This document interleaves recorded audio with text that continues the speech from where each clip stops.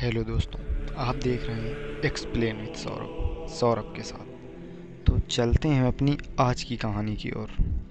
दोस्तों, ये घटना बहुत पुरानी तो नहीं है, मगर इसे बीते करीब 5 साल हो गए हैं। जैसा कि आप लोग जानते हैं कि बिना गुरु के ज्ञान नहीं हो सकता है, लेकिन एकलव्य ने बिना गुरु के भी ज्ञान प्राप्त कर लिया था, जिससे एकलव्य एक अच्छे धनुर्धर बने थे।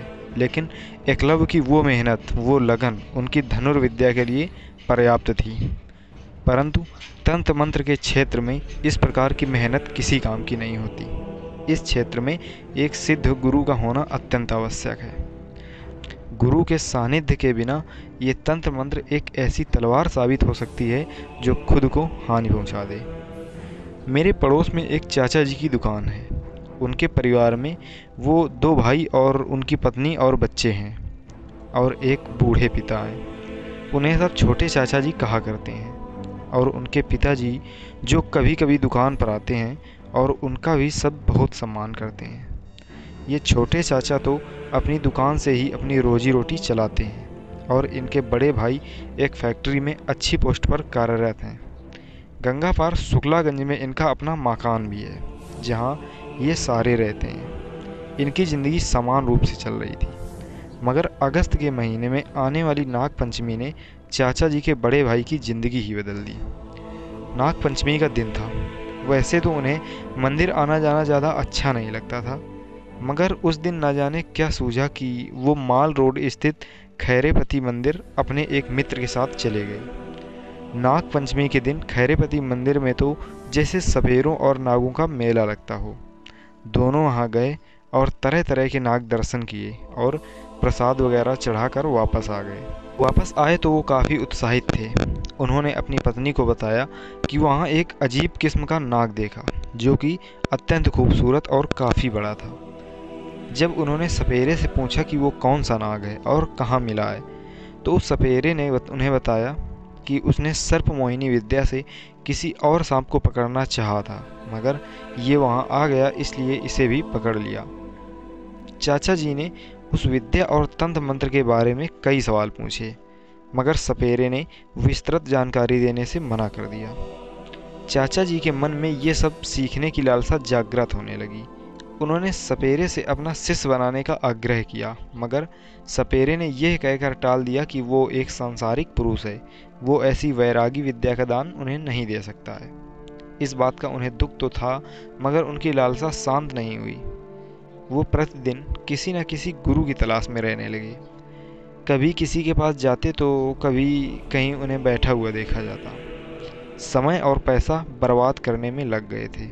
कुछ लोग भी उन्हें लालच देते थे, तो कुछ शिष्य बनाकर इनसे अपना काम निकलवाते और चलते बनते। घर में चाची जी इनसे परेशान रहने लगी थी। एक दिन उन्होंने अपने ससुर से ये सारी बातें बता दी और उन्हें समझाने को कहा। परिणाम स्वरूप चाचा जी की अच्छी आरती हुई, और फिर उन्होंने गुरु की तलाश और धन की व्याता छोड़ दी और अपने सामान्य ज़िंदगी में वापस आ गए। लेकिन मन के किसी कोने में उनकी ये लालसा अभी भी पनप रही थी। कुछ दिन बीते। जब सब कुछ सामान्य हो गया, एक दिन चाचा जी गर्मी की वजह से छत पर सोने गए। अचानक रात के करीब 12 बजे वो अचानक छत से सीधे नीचे आंगन में आ गिरे। आवाज़ सुनकर सब दौड़े। चाचा जी बेहोश पड़े थे। सबने सोचा कि कहीं कोई चोर उचक्का तो नहीं है ऊपर, जिसने इन्हें मारने की कोशिश की हो। छोटे चाचा ने ऊपर जाकर देखा तो वहाँ कोई नहीं था, सिर्फ रक्त की कुछ बूंदें पड़ी हुई थी। ऊपर चारपाई पर बिस्तर लगा हुआ था। छोटे चाचा को लगा कि शायद यहाँ कोई हाथापाई हुई है, मगर उन्हें ऐसा कुछ भी न मिला। फिर सोचा कि शायद उन्हें चक्कर आया होगा, जिससे उन्हें चोट लगी और फिर नीचे जा गिरे। फिर वो वापस नीचे बड़े चाचा के पास गए। वो अभी भी बेहोश थे। उन्हें उठाकर अस्पताल ले जाया गया। वहाँ उन्हें अगले दिन सुबह होश आया, मगर वो किसी को भी पहचान नहीं पाए। घर में हाहाकार मच चुका था। किसी को कुछ समझ नहीं आ रहा था कि क्या से क्या हो गया। सिर्फ चाचा जी ही बता सकते थे, और वो भी अपनी याददाश्त खो चुके थे। डॉक्टर ने भी किसी भी मानसिक चोट की मौजूदगी से इनकार किया। सारी रिपोर्टें सामान्य थी, ना कोई आघात ना कोई परेशानी, केवल तेज धड़कन और खोई हुई याददाश्त के सिवा। खैर डॉक्टर ने उन्हें घर ले जाकर आराम करने की सलाह दी, सो छोटे चाचा जी ने किया। वो घर आ गए, चुपचाप बस एक कमरे में पड़े रहते। ना किसी से कुछ बोल रहे थे, ना किसी से बात कर रहे थे। दिन भर तो उन्होंने आराम किया, मगर जैसे ही रात के 12 बजे वो अचानक चिल्ला पड़े, माफ़ कर दो, दोबारा नहीं होगा। हे बाबा, माफ़ कर दो मुझे। अब छोटे चाचा और उनके पिताजी की जान सांसों पर आ गई थी। क्या हो रहा है? मैंने उनसे बहुत पूछा कि कौन बाबा, किससे माफ़ी मांग रहे हो, मगर उन्होंने कोई जवाब नहीं दिया और फिर बेहोश हो गए। छोटे चाचा और उनके पिताजी उन्हें वैसा ही सोता छोड़ इस बात के बारे में बात करने लगे और सोचने लगे कि क्या किया जाए। उन्हें कोई रास्ता नज़र नहीं आ रहा था। हाँ, मगर एक बात साफ हो गई थी कि ये कोई ऊपरी चक्कर था, इसलिए अब वैसा ही डॉक्टर ढूंढना पड़ेगा। एक दो दिन ऐसे ही गुजरे। सारे दिन चाचा जी आराम से रहते और रात को माफ़ी मांगने लगते और इस तरह से चिल्लाते जैसे कोई उन्हें मार रहा हो। तीसरा दिन था। चाचा जी की दुकान पर एक साधु आया। बेटा, हम उज्जैन से हरिद्वार की यात्रा पर हैं, अपनी हस्ती के हिसाब से कुछ दान दे दो। अरे बाबा, माफ़ करो यार, मेरी वैसे ही हालत ख़राब है, आपको क्या दान दूंगा। चाचा जी ने माफ़ी मांगते हुए साधु से कहा, जैसी तुम्हारी इच्छा बेटा, लेकिन एक काम करो, यहाँ गंगा किनारे हमारे गुरु जी ने कुछ दिनों के लिए विश्राम शिविर लगाया है, चाहो तो बड़े भाई को वहाँ ले जाओ, ठीक हो जाएगा। साधु ने शांत भाव से कहा। चाचा जी की आंखें चौड़ी हो गईं। फिर सोचा शायद आसपास के किसी व्यक्ति ने उन्हें बताया होगा, और फिर कुछ पैसे निकाल बाबा के पात्र में डालने लगे, मगर बाबा ने अपना पात्र हटा लिया और कहा, नहीं बेटा, हम तो वैरागी लोग हैं, हमें सिर्फ थोड़ा सा अनाज दे दो। चाचा जी ने कुछ चावल बिना तौले एक थैली में डालकर दे दिए। वो साधु आशीर्वाद देता हुआ चला गया। फिर चाचा जी ने अपने घर पिताजी को फ़ोन किया और सारी बात बताई। उन्हें तो जैसे उम्मीद की एक रोशनी दिखाई दी थी। चाचा जी शाम से पहले ही अपनी दुकान बंद करके घर पहुंचे और फिर दान के लिए कुछ वस्तुएं ली, कुछ फल और थोड़ा अनाज। फिर वो दोनों बड़े चाचा जी को लेकर उसी विश्राम शिविर में पहुंच गए। चाचा जी को वो साधु वहीं मिले और फिर चाचा जी को बैठाया।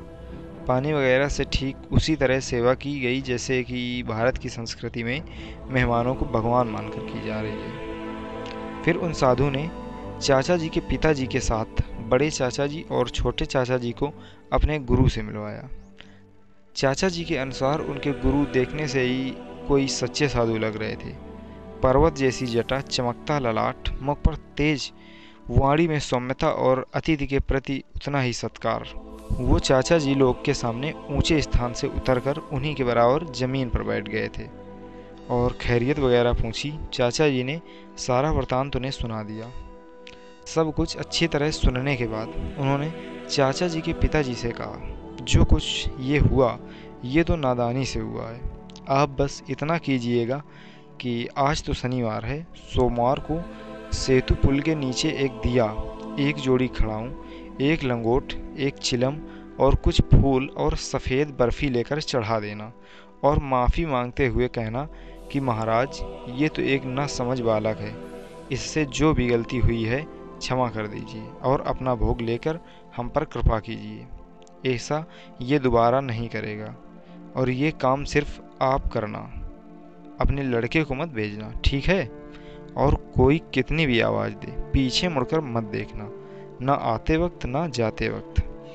बाबा, आपकी बात समझ तो आ गई, मगर ऐसा क्या हुआ है इसके साथ? इससे कौन सी गलती हो गई है? चाचा जी के पिता ने हाथ जोड़कर साधु महाराज से पूछा। बालक बुद्धि है, एक किताब से पढ़कर बड़ी शक्ति को रक्त भोग देकर सिद्ध करना चाह रहा था, वो भी गंगा किनारे। ना अपनी कोई सुरक्षा की और ना ही घटवार शक्ति की आज्ञा ली। वो शक्ति तो इसके पास नहीं आई, लेकिन घटवार ने इस चेष्टा के लिए इसे दंड दिया है। इसलिए क्षमा मांगकर जब ये ठीक हो जाए तो इसे समझा देना कि ऐसा ना करे। साधु बाबा ने सौम्यता के साथ ये बात समझाई। सारी बात समझ चुके थे। दोनों ने साधु बाबा को प्रणाम किया और दान में जो वस्तु लाए थे वो दे दी। अब सो पहले बड़े चाचा जी को उसी वक्त गंगा स्नान करवाया और घर ले गए। अगले ही सोमवार को चाचा जी के पिताजी ने घटवार बाबा से क्षमा याचना की। शाम होते होते बड़े चाचा जी ठीक हो गए। करीब एक हफ्ते के अंदर अंदर वो सामान्य हो गए और अपनी नौकरी पर जाने लगे। सब कुछ सामान्य होने के बाद चाचा के पिताजी ने उनकी इस बार पिछली से ज़्यादा अच्छी आरती उतारी और उनकी तंत्र मंत्र की सिद्धि की किताब लेकर फेंक दी। साधु बाबा अपने शिष्यों के साथ अगले दिन ही वापस अपनी यात्रा पर चल पड़े थे। चाचा जी और उनके परिवार में से किसी को भी उनसे दोबारा मिलने का मौका नहीं मिला।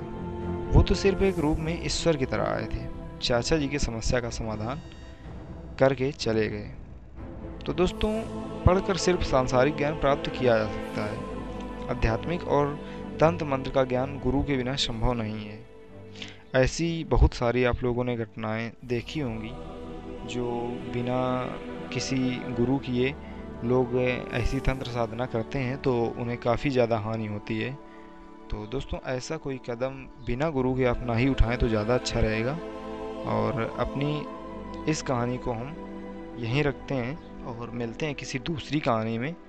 और अगर अभी आप लोग हमारे चैनल पर नए हैं तो इस चैनल को सब्सक्राइब करें और इस वीडियो को एक लाइक भी कर दें।